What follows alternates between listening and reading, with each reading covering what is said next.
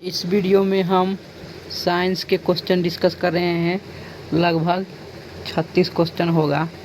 तो हम और ये सभी सारा एग्ज़ाम में पूछा गया है, किसी न किसी एग्ज़ाम में पूछा गया। तो हम क्वेश्चन को डिस्कस करते हैं कि क्या कह रहा है कि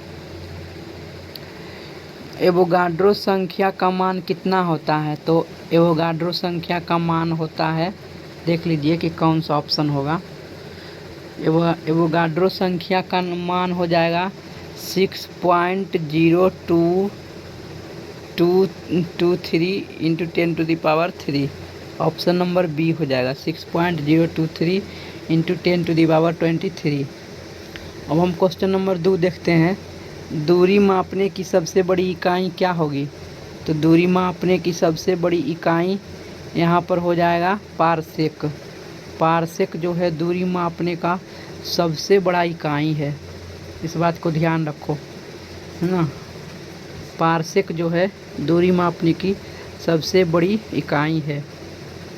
तीसरा नंबर क्वेश्चन कह रहा है कि एक प्रकाश वर्ष कितना मीटर के बराबर होता है। तो एक प्रकाश वर्ष जो होता है वह 9.46 होता है, ठीक है।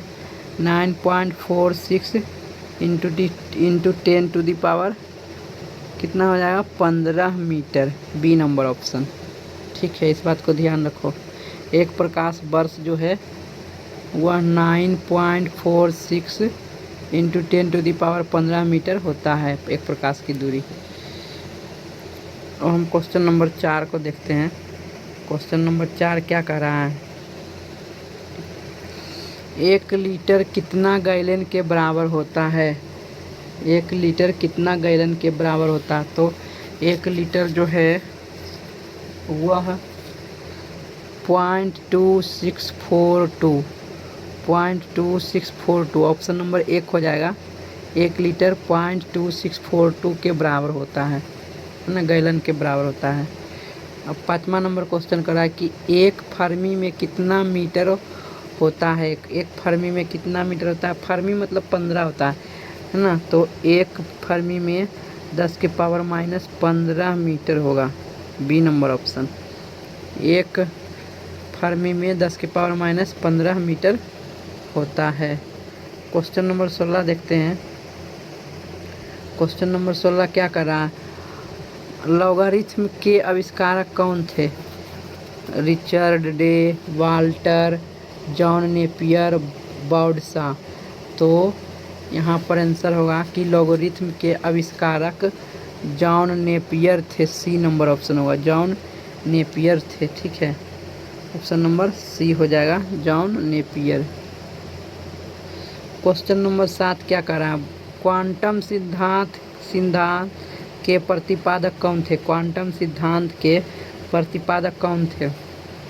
Edison, Newton, max Planck, coulomb.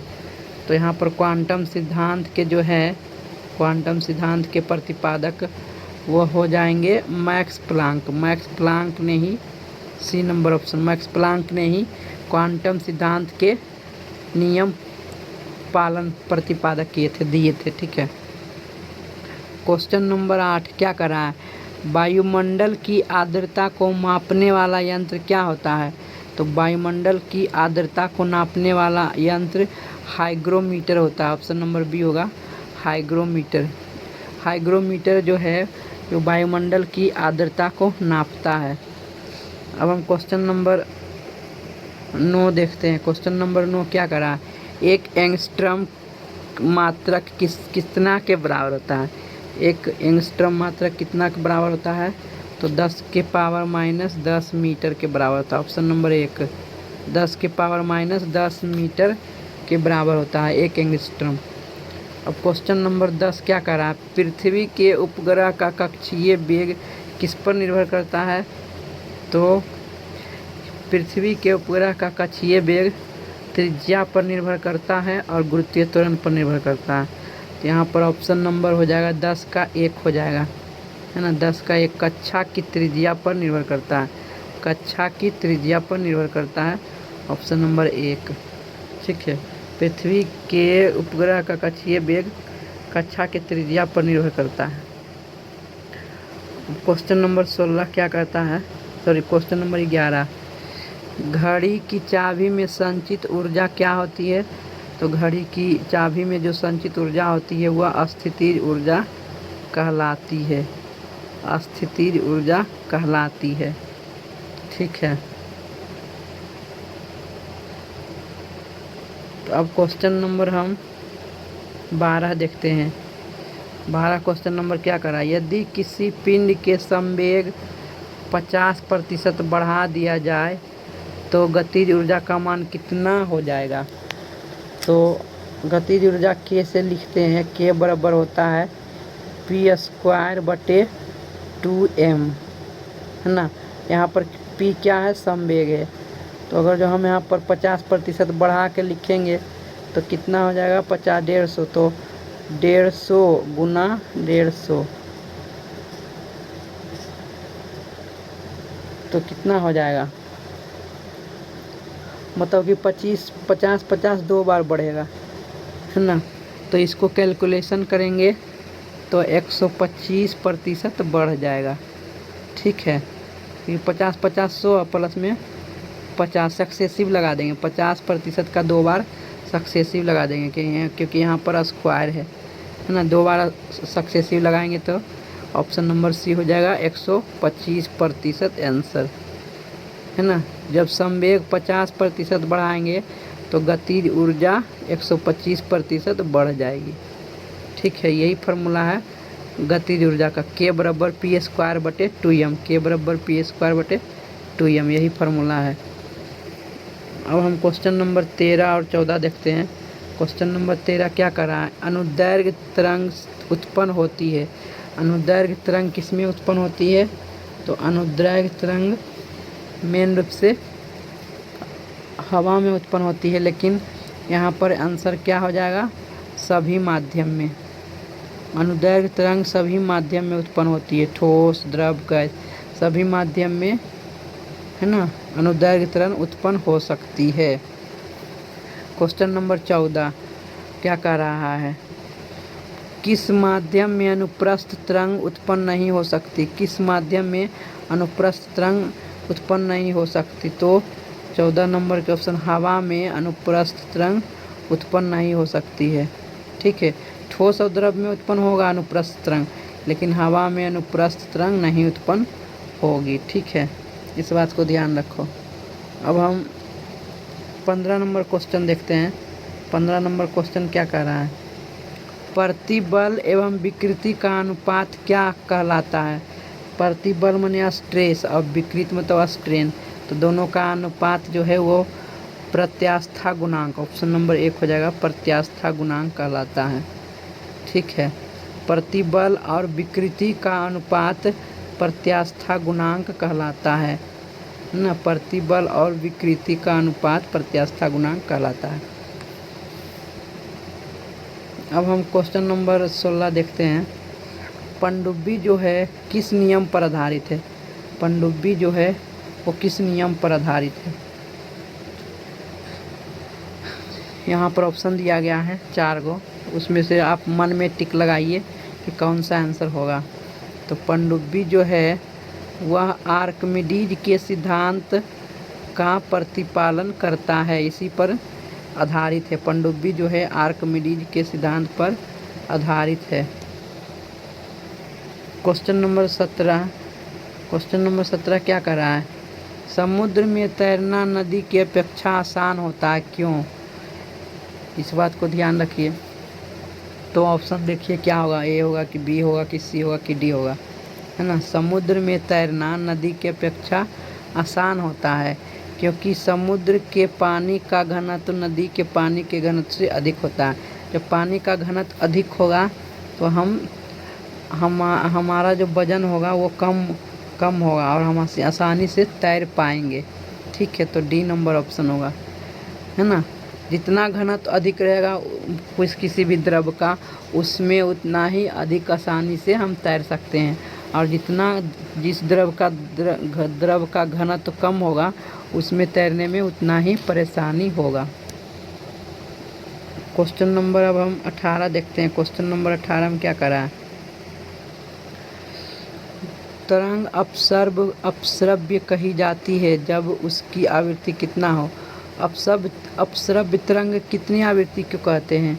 तो अपश्रव्य तरंग कहते हैं वो 20 हर्ट्ज से क्या होगा, कम होगा, है ना। डी नंबर ऑप्शन होगा। 20 हर्ट्ज से कम ध्वनि वाले को अपश्रव्य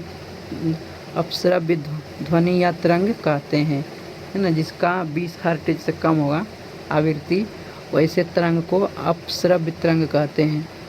और श्रव्य तरंग की आवृत्ति कितनी होती है? तो श्रव्य तरंग की आवृत्ति 20 हर्ट्ज से 20,000 हर्ट्ज होता है श्रव्य तरंग का, ठीक है। श्रव्य तरंग का आवृत्ति 20 हर्ट्ज से 20,000 हर्ट्ज तक होता है। क्वेश्चन नंबर 19 क्या करा? यदि तरंग की लंबाई का मान आधा कर दिया जाए तो ध्वनि का वेग क्या होगा? तो v माने वेग होता है, ये इसका फार्मूला क्या होता है? v बराबर न्यू लैम्डा। लैम्डा तरंग दैर्ध्य हो गया और v हो गया मेरा वेग।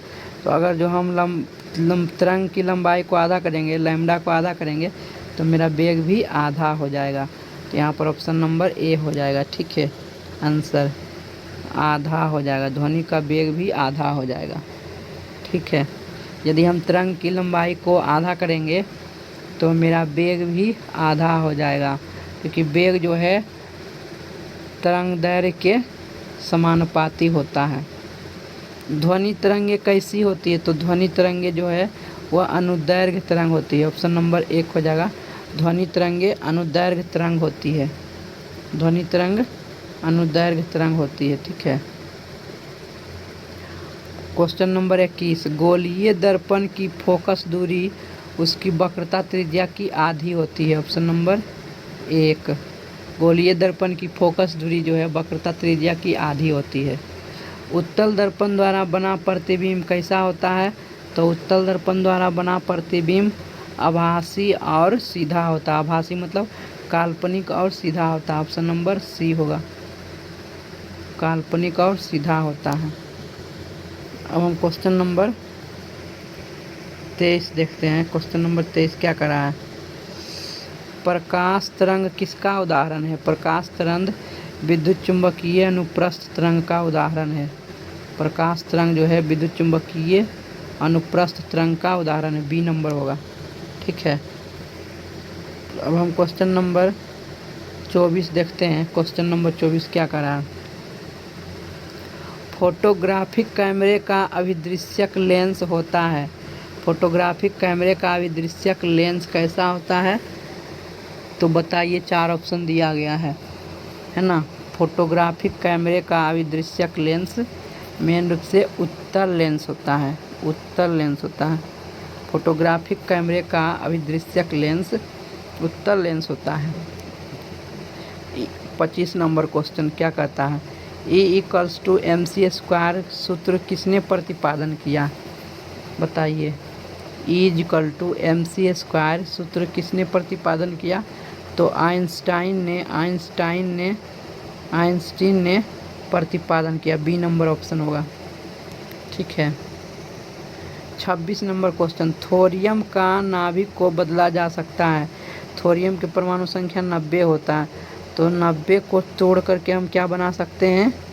84 बना सकते हैं, 88 बना सकते हैं, ठीक है। तो यहाँ पर क्या होगा आंसर 26 नंबर के? थोरियम के नाभिक को बदला जा सकता है तो प्लूटोनियम में बदला जा सकता है। बी नंबर ऑप्शन होगा, ठीक है। बी नंबर ऑप्शन होगा। क्वेश्चन नंबर 27 क्या कह रहा है? फ्यूज के पदार्थ को होना चाहिए निम्न गलनांक, तभी तो गल जाएगा और जिससे हम उपकरण के पास नहीं जाएगा और उपकरण क्षति होने से बच जाएगा। तो फ्यूज के पदार्थ का गलनांक कम होना चाहिए। यहाँ पर होगा बी नंबर ऑप्शन, कम होना चाहिए, ठीक है। 27 के। अब क्वेश्चन नंबर 28 क्या कर रहा है? निम्न विद्युत चुंबकीय तरंगों में किसकी आवृत्ति अधिकतम होती है? निम्न विद्युत चुंबकीय तरंगों में किसकी आवृत्ति अधिकतम होती है? सबसे ज़्यादा किसका होता है? तो बताइए, ऑप्शन दिया हुआ है 4। कौन सा होगा? किस किरण की विद्युत चुम्बकीय तरंग सबसे अधिक होती है? तो अवरक्त किरण की विद्युत चुम्बकीय तरंग आवृत्ति अधिक होती है। अवरक्त किरण की आवृत्ति सबसे अधिक होती है। अवरक्त किरण की आवृत्ति सबसे अधिक होती है। क्वेश्चन नंबर 29 क्या कर रहा है? ऊर्जा का क्षय कम होता है। ऊर्जा का क्षय किसमें कम होता है?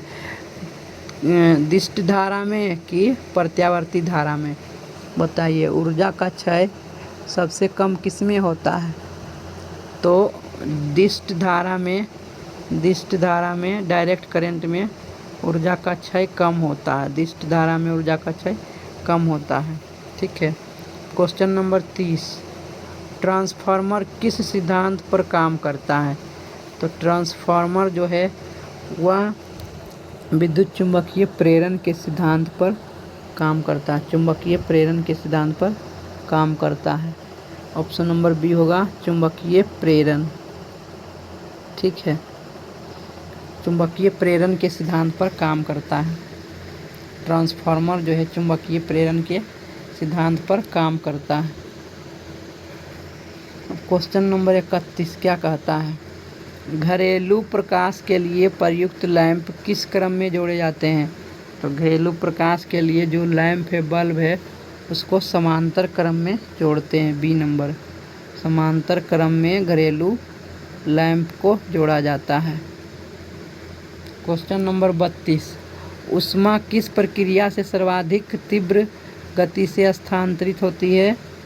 तो मेन रूप से ऊष्मा ठोस में ज़्यादा चलती है ना। मेन रूप से क्या होगा ऊष्मा का?